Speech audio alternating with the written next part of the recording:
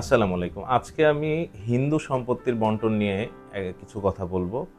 তো হিন্দু সম্পত্তির বন্টনটা সাধারণত একটু জটিল এবং বেশ একটু অস্পষ্ট। তো আমাদের আইনজীবীদের মধ্যেও এই ব্যাপারে খুব একটা ক্লিয়ার ধারণা অনেকেরই নেই। সেই সাথে অনেক হিন্দু সম্প্রদায়ের যারা মানুষ আছে তারাও অনেক সময় বুঝতে পারেন না যে তাদের মূলত মৃত ব্যক্তির সম্পত্তিটা আসলে কে কোন ওয়ারিশ পাবেন। তো সম্প্রতি আমার কাছে একটি সমস্যা আসে। সমস্যাটা এইরকম যে একজন হিন্দু ভদ্রলোক মারা গিয়েছেন। হিন্দু ভদ্রলোক মারা যাওয়ার পরে তার ওই মৃত ব্যক্তির ২ আপন সহোদর ভাই এবং তার স্ত্রী থাকেন। তো এই অবস্থায় মূলত তারা আমার কাছে জানতে আসেন যে আসলে আইনগত ভিত্তিটা কি? এই সম্পত্তিটা মূলত এখন বৈধ ওয়ারিশ কে?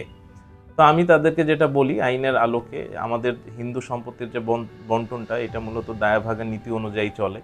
তো সেই দায়ভাগের নীতিতে বলে দিচ্ছে যে হিন্দু সম্পত্তি এই অবস্থায় যদি কোনো মৃত ব্যক্তি মারা যায় যে তার শুধুমাত্র ২ আপন সহোদর ভাই এবং স্ত্রী রয়েছে, তবে সেই স্ত্রী মূলত তার সম্পূর্ণ সম্পত্তিটা পাবেন এবং সেই স্ত্রীধন হিসাবে ওই সম্পত্তিটা ভোগ করতে থাকবেন এবং after the death of his wife, স্ত্রী যখন মারা যাবেন তখন তার মূলত ২ যে সহোদর ভাই তারা এই সম্পত্তিটার মালিক হবেন।